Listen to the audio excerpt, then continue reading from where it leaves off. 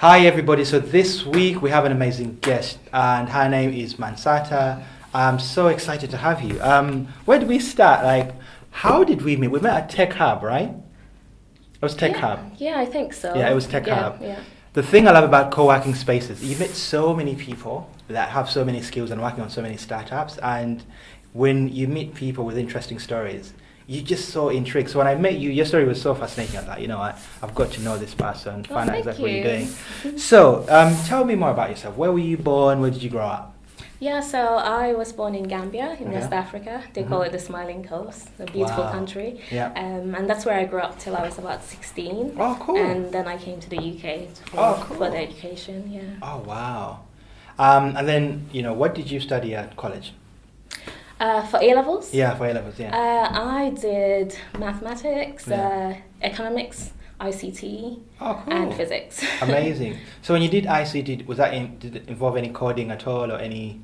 No, so it's really funny, and one of my big regrets, I actually started off with computer science. Okay. So computing, A-level computing, and at that time, this was a while ago, it was, I found it very boring. Yeah, I mean, it's so much more fascinating now because you can actually see the output and play around with it. But I did that for like one term. Okay, and then I was like, this is boring. I need to actually apply it. Yeah. Oh, cool. So you then go to uni. What did you study at uni? Why did you choose to study that? So I really enjoyed economics, throughout high school and at A-levels as well. Yeah. So I actually initially applied for just economics. Okay. And I went to my first open day and I was told there was a lot of maths in economics. Yeah. So I thought, maybe I'll just pick up maths to help me with the economics. But then I actually started enjoying the maths modules more. Each year I started taking more and more maths modules, and then I decided, I love maths. That's what I want to do for the future. Oh, wow. Did a bit of research and discovered the actuarial career, and that's what I got into. Oh, so you actually did a maths degree? I did a maths and economics degree. It was joint honours. Okay. Which university was this? This was at Royal Holloway, University University of London. Amazing. Okay, cool. And then, so I discovered actuarial and thought, it's got economics, it's got probability, it's got everything with maths and a bit of IT as well. Went for a master's degree. Oh, wow. And in actuarial science at Cass Business School. And challenging, but a lot of fun. Imagine. Oh, amazing. So you finished uni, did you get another job? What have you done since uni, basically? So after uni, it was really hard because I was an overseas student, so you needed to get a company that could sponsor your visa, and that was very limited at that time. I think there's more opportunity now, but I think there's less now because of the Brexit thing as well. Oh yes, true.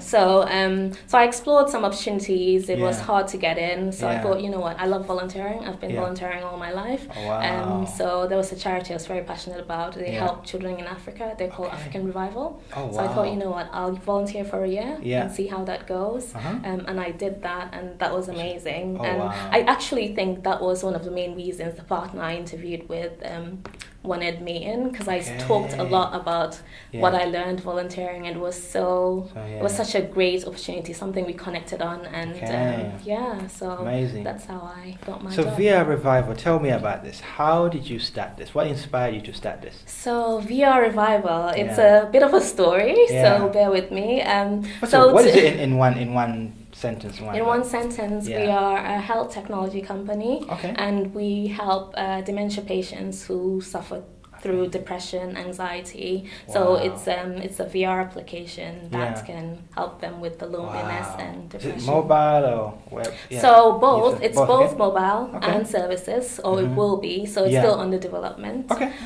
So we're very, very early stage. So sort of prototype stage now. Amazing. And doing lots of research. But the idea is to provide group sessions, sessions in VR for dementia patients. Amazing. Wow. Because obviously there's a problem if you have dementia, someone with dementia, they struggle to remember things.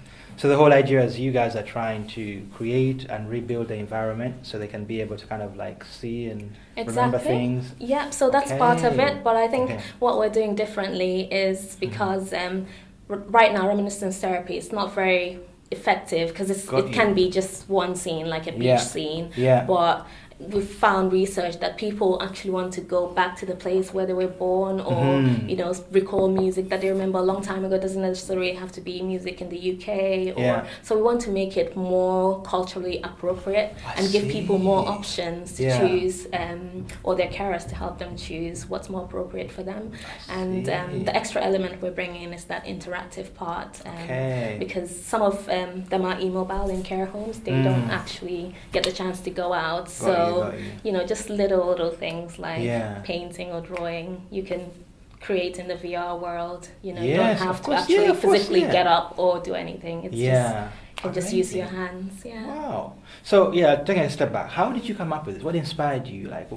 So 2 years ago I started a foundation, and that was very personal to me because I love the arts and music, and I'm very fascinated by how they interact with the brain, so how they help develop your cognitive functions. And this is not something that's well known. I've spoken to a lot of people, but there's so much research on how the arts helps you with your brain, especially for little kids. And so it's not all about STEM, the technical and the maths and English, all those serious subjects. It's more, I want to bring back something called STEAMed, where you take into account art, you take into account entrepreneurship, and you take into account design, because you can be very technical and do all these amazing things, but you need the art and design to help with the user experience. You also need the entrepreneurship to help with innovation as well.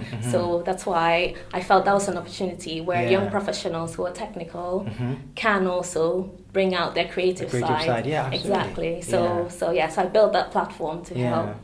People can submit videos of their talents, and we'll talk about their technical side as well. So you can be this whole rounded individual. And and then they donate, and that goes to children in Africa. So build musical instruments, arts, to encourage arts and music. Is the foundation still going? Still going. Wow. That's incredible.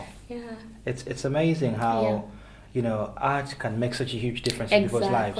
Exactly. So, as I was saying, we had two guests on here last night, and they're two ladies that created this platform called Drink and Draw, and all they do really is they put on nights where people come into a space, they have a bit of alcohol and draw at the same time, and they get to meet people and they get to move around. And it had such a huge impact. It's therapeutic because, and that's exactly what they said. That's how I discovered dementia, and that's how this worked, because I was exploring ways in using arts and music therapy, and then I found out that it's actually been used for dementia patients. Oh wow! And that's where I started the exploration and applied to do a PhD in neuroscience. So I'm very interested in how the brain works. Hold on, you have a PhD in neuroscience? Applied. Oh, you applied. I was like, wow. I've been accepted for a course in UCL, which I deferred a year because I want to focus on the startup. Wow. So you do everything. I know, I do too much. Bear with me. There's more to come. So I started the exploration process, and I wrote an article on my experience doing the foundation, and someone came across it.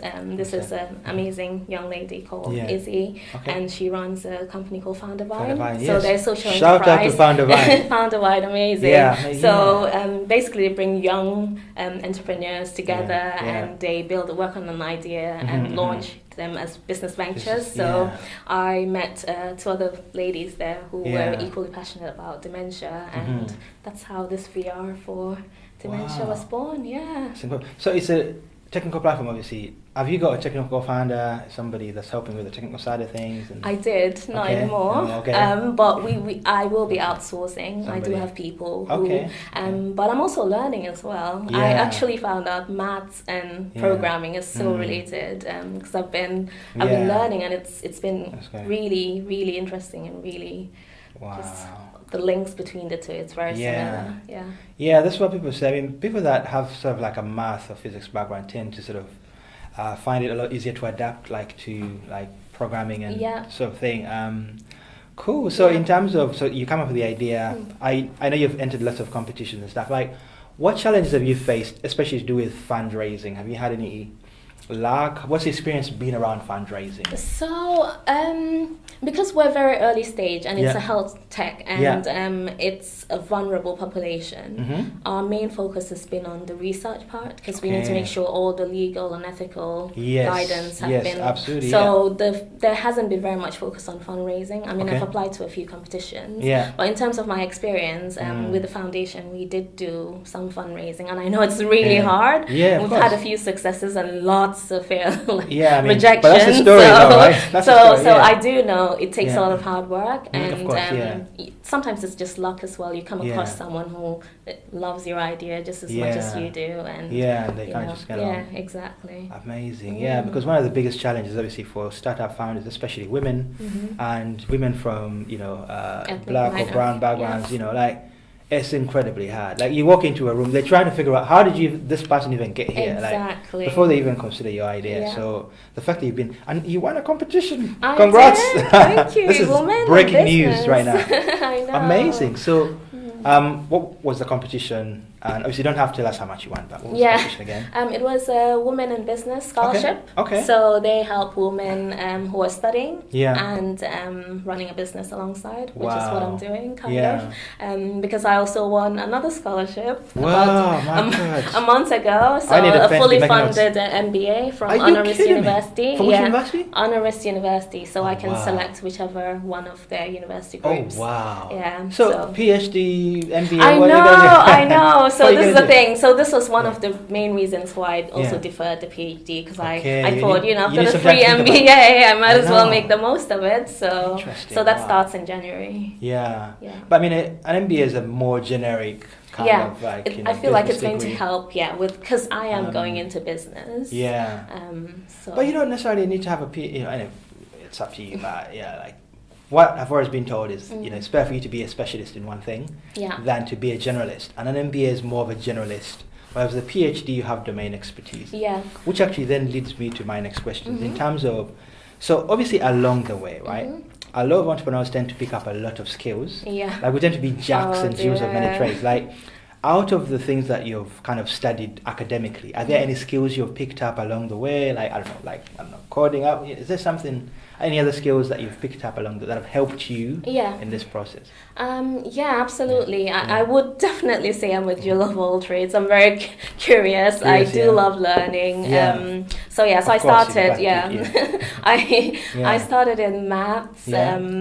So obviously that helps with your analytical thinking. And I did spend about 5 years working in corporates, consulting.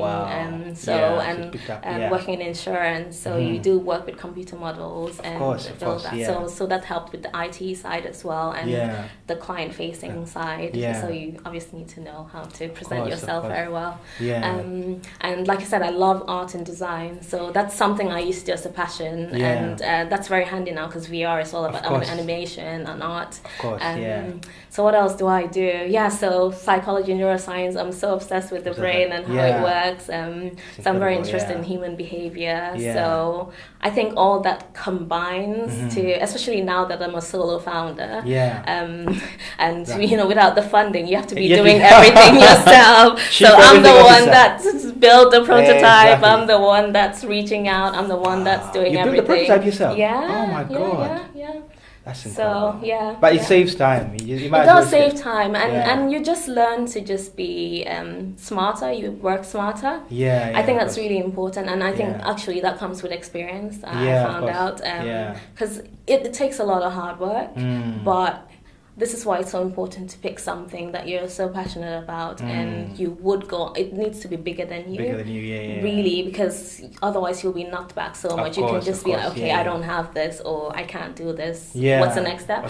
But when you really want to do it, you just think of all these creative things, and Oh wow. So have you had any help from like family or friends? Because obviously one of the biggest challenges is always like support, like entrepreneurs. Like, have you had any? So absolutely. So for me, my family is my support network. That literally, because I'm just a warrior. I'm just such a natural warrior. Do they understand what you're doing? Do they understand? Because sometimes you explain this to VR. What is that? So I feel like my mom and sister are very big on it. My dad's still like, So when are you getting a real job? A real job, As the proper African. Because he's very into get a good education. Like, I'm very lucky. So so my dad's a medical doctor and he studied in Cambridge. So he's just like, very academic. So he's thinking, you know, get good job. That kind of course. So I think he still needs to understand it a bit. But he's very supportive, he said. Oh, yeah, of course. So did you actually leave your full-time corporate job and then kind of start this, or have you kind of just gradually... So this is something I fell into. I really didn't anticipate being I never considered myself an entrepreneur. I have a friend who buys property and I'm just so in awe of her. This was when I was back working in corporate, so I was like, wow, how do you do it? But then once you get a bit of a taste of it, and, and I know. For me, what sold me was the learning process. Because sometimes you get stuck and you feel like you're not growing, but literally what I learned in the last 2 years, it's like a lifetime of. And for me, that's what keeps me excited, because I feel like I'm growing, I'm learning, and for me, it's more like I'm doing something I'm passionate about, and this is something I feel would make an impact and make a difference to people's lives. So for me, that's more important than money or climbing the corporate ladder. Of course. It's crazy. So in terms of what you've been doing, have you... Obviously, life is stressful in general, right? And obviously, starting a startup is stressful too. Like, how do you manage, your stress levels? What do you do to de-stress, and how do you kind of look after your well-being in essence? Yeah, so I think I'm a lot better now. Okay. Only because I know myself more and I know what my triggers are. So what I really do is I tend to avoid negative situations. Okay. Because for me that's a huge thing, because I am a very empathic person, and I do get sort of sucked into the situation, and so I need to be careful not to control the emotions and make sure that I'm not too involved. And for me, sometimes just having that silence going into prayer and meditation, that helps with my peace of mind. That really keeps me grounded. Fantastic. And on the other extreme, what gives me joy and fun is music and dance. So dance is what I do. Do you play any instruments at all? Or? I do badly. When I was younger, I used to play a lot. I wish. No. What instruments do you play badly? The I struggle to believe that, because everything you do really well. So, No, it's only because I did it when I was younger. Okay. So the flute, clarinet, piano. But right now I'm learning the kora, so going back to my roots. So this 21 string harp. Wow. Which is just fantastic. And so I was I kind of wiggled my way into a band. At SOAS. So Mandy Strings, which is an amazing band. I don't do it as much now because of the startup, but it's something I really want to pick up when I start again at UCL. So you meditate, you play a bit of music. And bats. That's my relaxing. Absolutely. Epsom salt baths. Once in a weekend, I have long baths, and that's really nice. And I hope listening to audio tapes as well. I hope you do listen to some of our podcasts too. So because well-being is a huge thing that's not really being discussed, and a lot of these accelerator programs and incubator programs, they focus so much on the business, but they don't actually focus on the well-being. Whereas here in GeoVision, we have a fantastic opportunity, because we have coaches, we have health and meditation sessions, we have fitness classes. Basically, they try and balance giving us the business support and the well-being. Because they recognize that the two are really important. And lots of other platforms don't, lots of other people don't do that. The other thing I was going to ask in general is, obviously, have you done any other entrepreneurial thing in the past at all? Or was this the first kind of entrepreneurial venture you've kind of really apart from the foundation? So that's what I was going to say, because obviously it's a separate legal structure, because it's more non-profit. But I found this was easier for me because I've been through that. Because with that one, literally I had to start everything on my the whole plan. Whereas with this one, at least like I went through a hackathon and I had a community around me. Whereas that one, I literally was the one going, finding the trustees, doing all the admin, bureaucracy, funding, applications, everything. So haven't been through that and learned from that. This time around was a lot easier. Do you know what I find interesting with charities and with foundation is there's a whole lot of selling involved. Oh yeah. And this is something nobody really talks about because like, I went to law school, I went to business school. The one thing they never teach you is how to sell. Yes. And with a foundation, you actually have to go and pitch to donors. Of course. And sell this idea, this vision. Okay, I mean, granted, it's a good cause, so it's easier to sell, but it's still something that has to be done. Yeah, I mean, it's still very hard. Exactly, it's still very hard. Exactly. And for me, I think that's why I really enjoyed this entrepreneurial journey because it's always putting me out of my comfort zone because I would consider myself an introvert, but I've grown so much and I'm so much more comfortable going out talking to people and I'm really enjoying who I'm becoming. So I think that's where it's exciting. That's really good because in terms of personal growth, and, that's great. I mean, I'm big on personal growth. For me, that's worth everything because I just feel I'm getting all maybe spiritual now, but I feel like we need to reach our highest version, like our best, highest version, and whether it's possible or not, I don't know, but I'm curious to find out. Absolutely. I mean, this podcast show is all about entrepreneurs and their entrepreneurial journey, but also their personal development and growth journey. So we want to figure out how have you done it, how have you started, what challenges have you faced, and it's really interesting that you should bring that up because when you pick up these sort of skills along the way, they help you improve and they help you kind of grow as a person. So regardless of what happens with your startup, you can actually always go and apply these skills in the corporate world. Absolutely. And what lots of people don't realize is actually, I mean, of course, I have every confidence in you that your startup will work, but in case it didn't, you can actually walk into the corporate world and work as a consultant because there's so many experiences and skills you can bring to it. Absolutely. So lots of people look at this whole entrepreneurial thing like, oh, do you know what? Oh, I'm leaving my job, but actually the skills and the experiences you can then take them back in the corporate world and reapply them. And there's so many organizations that will value that. Yeah, speaking engagement. I don't know. It depends. I think they definitely will. Know what I'm saying? It's for me personally. I'm loving working for myself and being I think I'll be a very bad employee now.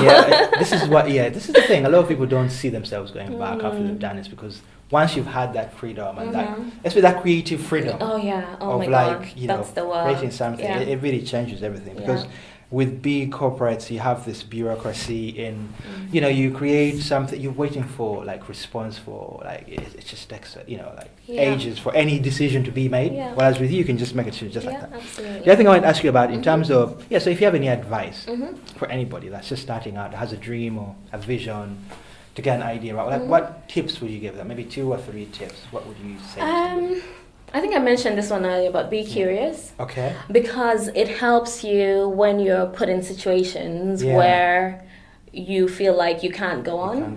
Because you have to be curious, whether it's curious to learn or curious to step out of your comfort zone. Because that's a startup world. Things will happen and you have to have that courage to be to be curious and go out and be like, okay, what do I do next? Who do I talk to? So definitely be curious. And believe in yourself. That's a big thing. And I mean, especially that was a big thing for me. I mean, I've got over that stage now, but for me, I think whether it's a lack of confidence or because I feel like I have to. It's that perfectionist in me. Everything needs to be perfect before I do anything. But all I needed to do was believe in myself and my abilities. And I've surprised myself so much. And it's just... because I didn't try, because I was scared. But just try, just go for it. Believe in yourself. So long as you have something that's bigger than yourself and you're so passionate about it, you will figure it out or you will find the help. You will find the help. So just go for it. Believe in yourself. The final thing I would say, get a community around you. Like-minded people, supportive people, because even if you're the best at everything, you will always need help. you will always need help, and that's really something I learned. Yeah. I was going to say, in terms of the confidence bit, you were saying that you believe in yourself. What was the process for you to get yourself to a place where you're confident in yourself? Yeah, so for me it was going to a leadership development program. Okay. And this was something I did personally outside. Someone managed to convince me to go, and I thought, oh, okay, I'll go for it. And you just learn so much. And was this run by an organization, a personal coach? Yeah, it was an organization. What's there? Forum, some forum, I don't know. But basically, it's a safe space, and they help you to say whatever you want. For me, it was presenting, because I was terrified of presenting public speaking. And it's just so open and honest. People were just so open and honest, and that was an environment I never. Just sort of being in a corporate world, sometimes you find it hard people being themselves. And this was an environment which felt so free. And after I experienced that, I was just like, oh wow, I love this, and that's how I got into personal development. And then I also did another program with the company I used to work for, and a leadership development program that was 18 months. So I think all that you learn quite a lot, and I think that really helped with my confidence. And since then, I thought, you know what, I'll just go for what, because I hold back a lot, and that's always been me, because I like helping people and like people to feel comfortable. Sometimes I won't do things just to make, or people think, oh, she's showing off, because I'm aware of my abilities. I know I'm very intelligent. Some people are uncomfortable with that, and I've held back a lot, but to my own detriment sometimes. And now I'm just like, you know what, I'm not dimming my light for anyone. I do have all these gifts. I have great talents. I'm proud of who I am, and I'm gonna showcase it. If that makes you uncomfortable, sorry, that's me. Absolutely. So, fantastic, great. Tell us, what successes have you had so far? A lot actually. So you spoke about the MBA scholarship. You spoke about the PhD scholarship, and the £1,000 of money that you won recently, the prize. What else? So very early on, we I was selected for finalists for MSD UK. And it happened, but at the same time that I was selected for another award, which was a laureate award I won, and it's Women in Africa Entrepreneurs. So I'm now part of the club, and that was just so amazing, because I got to travel to Morocco for a week and meet amazing women all over Africa. The competition was one woman from each African country would be selected, and I got selected to represent my home country, which was out of this world, because it was so amazing. It gave me an amazing platform to talk about STEAM. So I'm a huge advocate of women going into STEM, but not just STEM, but also having that entrepreneurial art and design to combine all those skills. And that was a really proud moment for me, because I got to inspire lots of girls and women from my own country, which is great. I'm sure your parents were quite proud as well. Oh yeah. They were really proud of that. That's amazing. And I think last month we showcased as well, had an exhibition at World Labs, so got selected top 30 startups, so that was really great. Meeting. That's amazing. That's incredible. So in terms of the future, where do you see yourself and your company in the next 2 to 5 years? So my original vision was mental health. That's such a huge thing. Of course. But obviously it's too huge. And the reason why I sort of explored dementia was the art and music side. But because it's not well known, I'm from Gambia, in Africa, and growing up, I didn't really know about dementia. I didn't know it existed. It's just people, when they're old, they're just told, they forget, that's just what it is. And it wasn't until I started doing the research and saw, this kills, it's a horrible disease, and the depression, loneliness that comes with that. I wasn't aware of all that, so I felt this would really be a huge campaign for something to do in Africa or low and middle income countries, because it's more prevalent there as well, because the black ethnic minorities are least likely to be diagnosed, and especially out there, there's there aren't many psychologists or therapists. So I feel like VR really is the future, because everyone there has a smartphone, and now with Google Cardboard, it's so much easier. I feel like that really could help whilst they're waiting to see an actual therapist or doctor. That's something they can do in the meantime. So amazing. That's in that's 2 to incredible. 5 years, definitely. Global. Yeah, you've got to take this global. I mean, you can't set up a company without thinking about taking it global. That's incredible. Yeah. And the other thing I was going to say is, do you have any family or family that are entrepreneurs or entrepreneurial that have sort of maybe given you any advice or?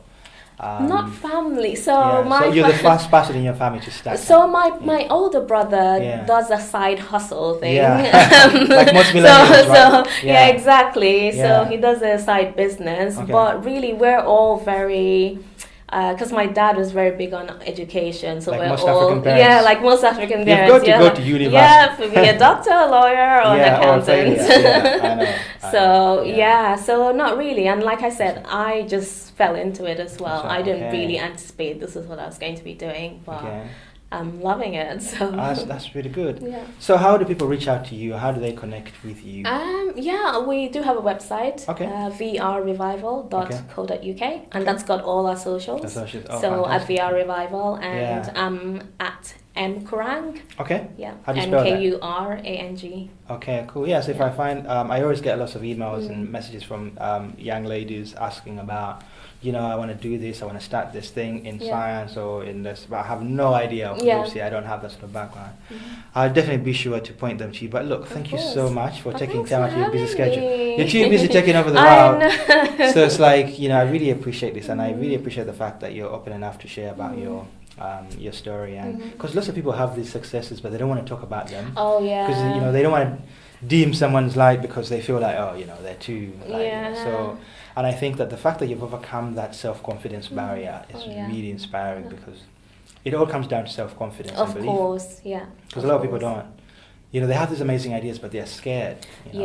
And which is why I love things like this and platforms like this, because I do believe if you can see it, you can be it. And that's what the Freestyle for Africa Foundation, that's what we do. We want to showcase these brilliant professionals doing all these amazing things. And, Next time you have an event, please let me know. I will and do. If there's any major development or any other project that comes up and you would like to talk about it, you're always welcome to come back on the show. Thank you. Really lovely meeting you. Likewise. And we can't wait to keep up with your massive achievements over the future.